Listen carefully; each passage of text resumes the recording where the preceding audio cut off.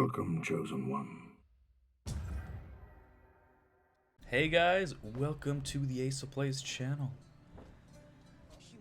and to another Assimilate video. Maybe some of you are a little bit tired of seeing Assimilate on this channel, but to be fair, this is a new spin on Assimilate. We got a new leader, we got Calveit, we got the newly improved Yennefer's Invocation, which I gotta say has been a really fun card to play in this deck. So yeah. We also got a few tweaks in the deck just to try some new things. I'm still not settled on a version of this deck, but I'm still working on it. This deck has been my baby for several months now, and I'm still working so hard to really get somewhere, you know. I really want this deck to be in a really good spot, you know, so it's at least like tier 2. It's good enough to get the pro rank. That's the dream. So I've got a few games for you today that I played a couple of days ago.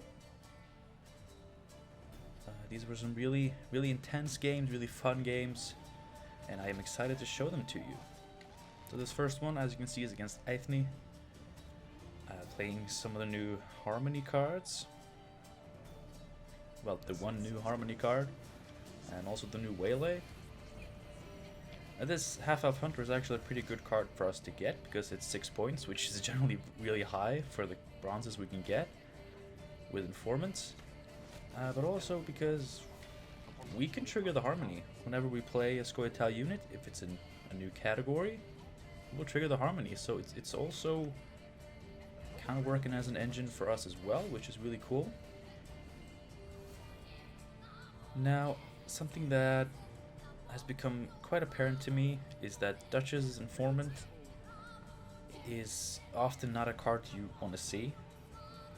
The one you play off of Vigo, like, that's good. That's a good one. But honestly, like, bronzes, they've been really disappointing lately. I know bronzes overall have been buffed, but and that's not the problem. Like, that's good.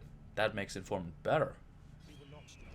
And usually you can get away with playing one, but a lot of the time I've had Informants completely break because the opponent spends the entire round playing gold cards. Or like bronze specials. So it's a card that actually bricks more often than you might think. But it's good. Like, there will be cases where it's actually really good, and having them in the deck so Vigo can pull them is really good. Like, Vigo, which guarantees you a Informant in this deck, that is really strong. But yeah, just playing normal Informants from hand, it generally actually feels really bad. So whenever I can, I try to mulligan them. But of course this deck does have some mulligan targets already. Of course you gotta get Ducal cards out of your hand, stuff like that. So this round is going really deep. We've committed Shelmar. And the new Half-Elf Hunter is great with Shelmar because you get 2 Scoia'tael units every time you play one of them, which is really good. And now we're committing Bribery. And we're going to get a pretty big Yaven. This is the biggest Yaven I've ever gotten. And I'm not even playing a Scoia'tael. That's the fun of this deck. Like, there are so many faction-specific records that I have broken with this deck without even playing that faction, and that is hilarious. I love that so much. Pomeran is one of the new additions to the deck. It's just a solid card, can give an engine shield, makes Milton even better, and decent amount of points, 7 for 7. Can finish off something. Generally, I mean, I'm actually considering taking those knights out because while they're good points, they don't really do much, and there are cards that I want to try in the deck, like Stefan Skellen would be really cool to try. But like I said, this is still a work in progress. If you go to my Gwent page, you will see this deck, and it says work in progress because it is. But if you want to follow the progression of this deck and see any changes I make, you don't have to wait for a video. You can just follow the deck on Gwent up. That's just a pro tip for y'all.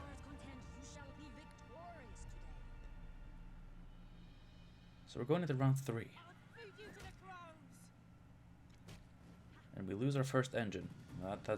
That always sucks, but he did have to spend a leader ping, which is always nice to get out of him. Necromancy, also one of the new additions to the deck. That's another one I'm very unsure of, but it helps. Like, we can resurrect one of our own engines, like I just did. We can resurrect one of our opponent's cards that we've created or stolen, which will trigger Assimilate, and it will help trigger Tourney Shelmar, and just in general will help us more consistently play our opponent's strategy against them. So Necromancy, I feel it's a card that definitely does not have to be there. It's one of the first cards I would cut if I got some new ideas, but I think I've been pretty happy with it so far. It's felt pretty okay. Obviously it's 7 provisions, but honestly it can get its value back and more. And like I said, it helps with a lot of things that we're trying to do. Early Assimilate decks actually ran Renew to renew like Triss Telekinesis or something you bribery from your opponent, which would also be pretty interesting. Of course, that's a really expensive card, and even with Calveit being one of the highest provision leaders, it's still an expensive card, and we'd have to take out quite a lot to fit that in. But it would be funny, especially with the new Invocation. You know, we would be able to maybe use Invocation in an earlier round and then renew that card. By the way, I messed up here a little bit. I Invocationed the Malayan because it would have been worth the most. It would have been worth the most points for me to replay with Calveit, but then I got Spheres, which was an even better play, and then I should have just invocated the other guy, the Lock Kiaran as he is known. But there was really no way of knowing. I still had 5 cards in the deck before using Invocation, so you know, would have been a solid chance of not drawing Spheres. But Svalbard, I mentioned this before. Svalbard is one of my favorite matchups with Assimilate, and honestly, it's even more fun now. I think part of that is using Yennefer's Invocation on a champion of Svalbard and just getting mad points, which is always good. Yeah, this is such a cool matchup just because like they have this solid self-wound combo, which I consistently steal, or not always steal, but like copy. Like they always play priests, which is a great engine, so why not steal one of those? And you know, sometimes they play protectors, which I also happen to steal a lot. It's really fun. And of course, you can get them to kill your informants for you, enabling experimental remedy, which I hope I don't put it in between those. Good, good. And there you go. Like, you take the protector, and there you have a strong bronze core from Skellige in Nilfgaard. Like, this deck is most of the reason why I even play Gwent. And that's not to say that the rest of the game is bad. It's just like right now, most of my time playing is spent playing this deck because I love it. I know some people say it's cancerous and it's poor design, like playing your opponent's cards, stealing their cards. It's so oppressive. It's so bad. I don't think so. I don't know. Like, I've never had this particular deck played against me, but I've had, you know, Bribery played against me many times, Spheres, Ardal, different faction, but Philippa, Invocation, like all of these cards I've had played against me to pretty spectacular effect, but it's never really been that bad. Like, I get that some of those effects are really strong, but honestly, it's never really felt that bad. So I don't feel bad in return when I play those cards. And maybe it's sort of a bias that I have. It's like, oh, he's playing all these cards that I personally love to play. I can't be mad at him for that. But like, honestly, it's never felt that bad. And here he's going to pull off the veteran combo. Did he pass here? I think maybe he passed, because this is a really good pass. I think he passed, right? It's been a few days, but I seem to remember he knew what was going to happen there. Yeah, he passed. I mean, look at this. He got 8 points passively without having to do anything. The new veteran is so cool. I'm a big fan. Haven't played all that much with it. Played one copy of it in my Greatsword stack that I made a video for on Monday, which, by the way, a lot of you haven't seen, it seems like, so you should go check that out. It's pretty cool. Greatswords are really cool right now. Your attention, please. I shall now speak. Let's see, do I mess this up? I think the RNG kind of screwed me. I'm doing some math here, yeah. Because killing Roderick will give him a point on the Protector, but I do the math and it doesn't matter. So it's fine. I did mess it up. There have been many times recently where I've actually messed up math. And you know, that's not good. That doesn't bode well for someone who is trying to, you know, get better at Gwent and do Gwent videos. You know, starting to mess up math actually feels really bad.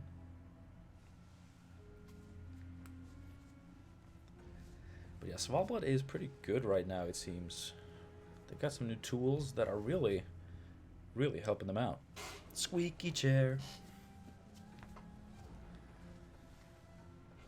But we take the dry pass. Like, they don't have too many engines. I feel like we have more engines. And we have removal for their engines, which gives us more engines. So I generally feel comfortable going in a long round against Svalbard.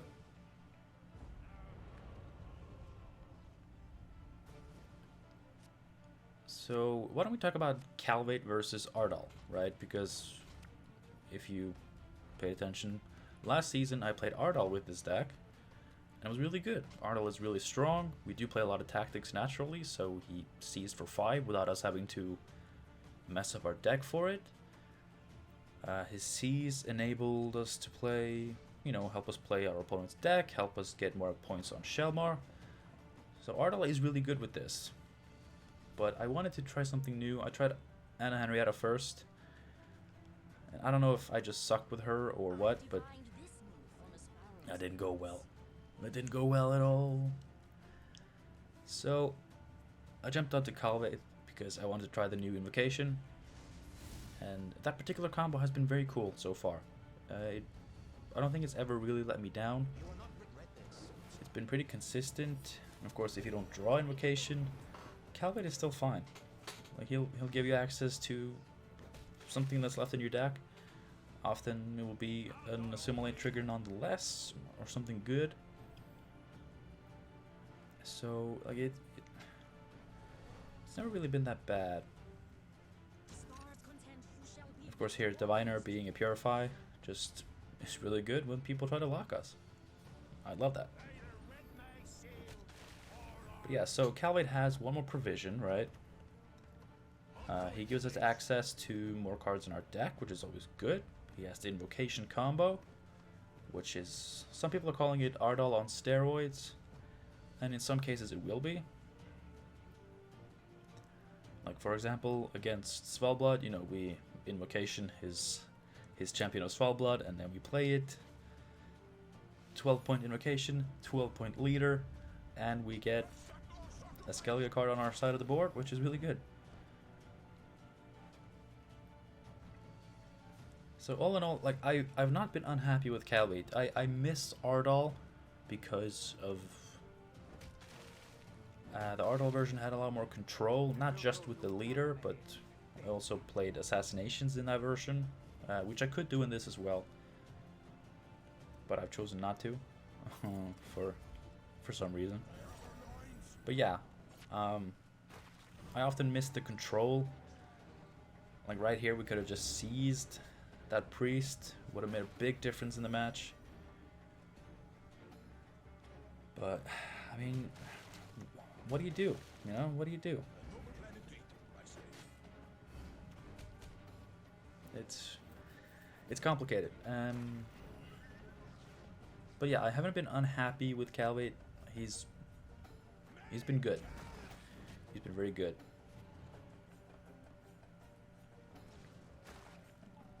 And he's gonna go for the big Olaf.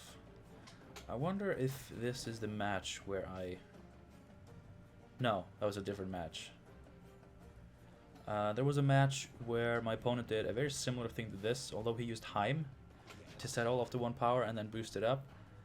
And then I used Invocation on the Olaf, so of course that was like a 15-point play. And then I used my leader later to play Olaf. I used Bribery, hoping to get Heim or Knut. And I got Knut, the Callus, and it was a big play. It's always fun when you pull off combos, like 2-card, 3-card combos. I mean, it's hilarious. I mean, who wouldn't enjoy doing that? It's so cool.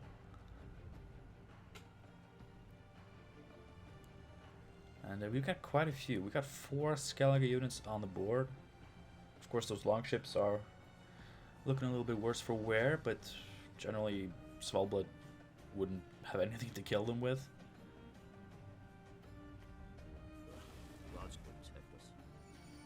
So here comes the Siggy D right. I do go for the Olaf because I have Bribery in hand and I'm going to try to set it up. So maybe I did actually get Knut this time. I don't think I did. But if I get Knut off of Bribery, then this is the better play. Otherwise, I do actually think taking the Svalbard would have been better, just because it would have given us consistent points. And he kills the priest, which I think maybe was wrong. I mean, he must know that we are potentially able to do something here. Of course, we don't. We don't get any good cards. No good cards from me.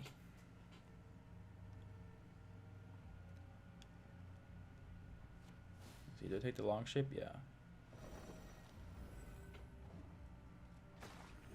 So let's do the math. It was actually the same.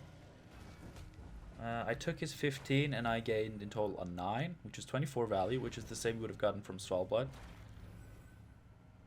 Although we win by 1 point because of the 1 priest. That's why I wanted to show you this game, because it was so intense. And here's Ardal, you know, whom we have spoken a lot of this video. And I'm gonna say it again. I do miss Ardal sometimes, because he is so goddamn strong. He is insane. Ardal is... he is surely a force to be reckoned with. Holy balls. And, you know, who knows? Maybe I'll go back to him at some point. I'm really not sure. honestly, it might be one of those cases where I just have 2 Assimilate decks, one Ardal, one Calveit. You know, because that's possible. You don't have to only have one deck of each archetype. You can have multiples, and maybe, you know, we'll get to a certain meta. Maybe we are in a certain meta where Calveit is just not as good as Ardal. I definitely miss Assassination. That's also a card that I miss. There have been so many times where I've just thought, why don't I play Assassination anymore? Why? It's so good. It is so good removal. Let's see, is this the time where my opponent thinned like a madman? No. I'm sorry. I'm referencing other games. I'm gonna try to get better at like choosing games as soon as I get them, and then, you know, keeping them in mind instead of just playing a bunch of games and then going back, finding the ones that stood out to me, and then, you know, not even gonna know what is going on.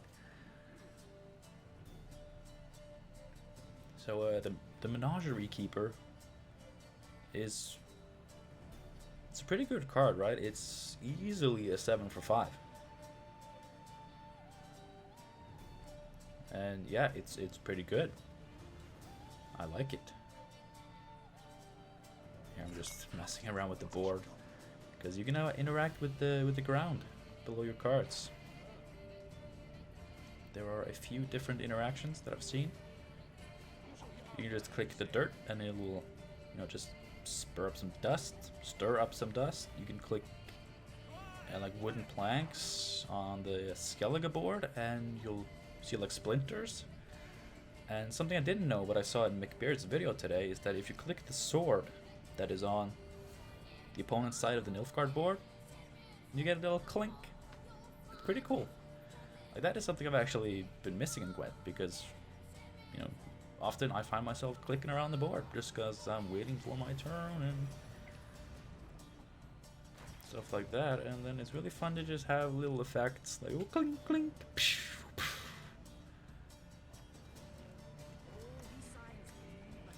I would like an effect for like that pig board. We click the pigs and they squeal.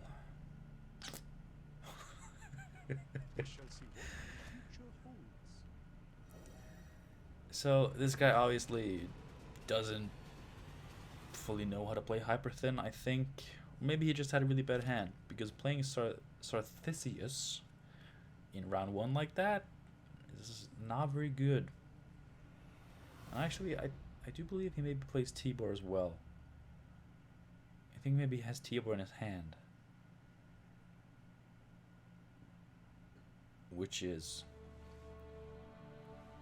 bad for him. Man, I have to trim this beard soon.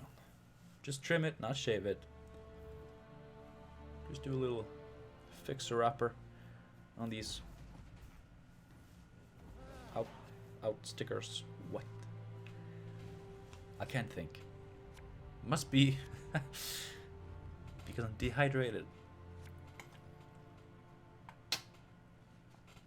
There you go. 5 + 5 = 10. Brain is active again. So we're going into the round here.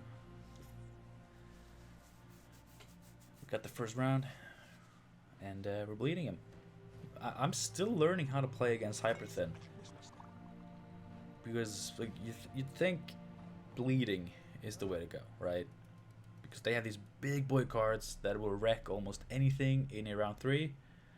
So you want to bleed those out, and you want to bleed out Ardal, his ability, just a lot of stuff that you want to do that requires you to bleed. You know, getting the portal out is also good, because that would have been a lot of points next round. But I'm generally struggling against Hyperthin, and I'm not quite sure why. I mean, I play Invocation, which you'd think be good. I even had a game where I had not spheres, but Peter Sargwynleve in this deck, and I used Invocation on his Sarthethith. I used Peter on the thing he boosted with Yennefer. And I still lost. I think it was because of Fire Scorpions. Because I didn't have a way to deal with those. Because we have less control in this version of the deck. And yeah, I still lost because it was not good. It was not a good time to be me. So yeah, like I play Invocation in this deck, but still struggle against Hyperthin. Currently playing Vampires, which has been really cool. I actually really enjoyed the new Vampire decks. If you want to see my list, then you can just join the Discord of Plays, link down below. It's published there on the Gwent Decks channel. It's a very standard one. I assembled it myself, but like I based it off of things I'd seen other Vampire players play. So there were no original ideas in there yet, but maybe someday.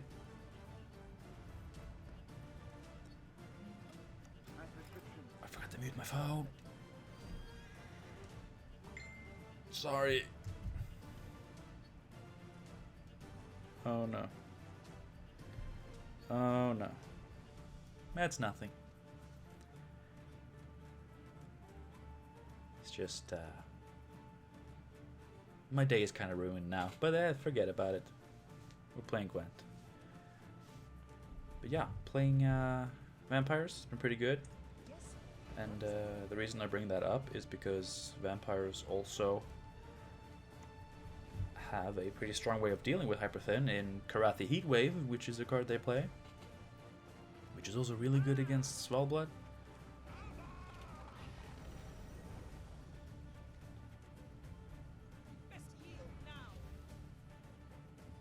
Yeah, that. The main reason I wanted to show you this game was just because it's so satisfying when Hyperthin players mess up their Hyperthinning. It's just such a good feeling. But yeah, those were the games that I had for you today. I hope you enjoyed them. Thank you so much for watching. Hope you're not tired of Assimilate. I mean, I guess it's okay that if you're tired now after this video, because maybe there won't be another one for a while. The next one should be Vampires, because that's what I'm working on currently and having a good time with it. So as soon as I get some great gameplay with that, I'll upload it to this channel, as I always do. Thanks again for watching. If you enjoyed the video, click like, subscribe, all of that stuff. I don't need to remind you guys of this. But yeah, I wish you a good one, be it a morning, day or night, or evening, dusk, dawn, next year. Have a good next year, guys. And I'll see you soon. Bye.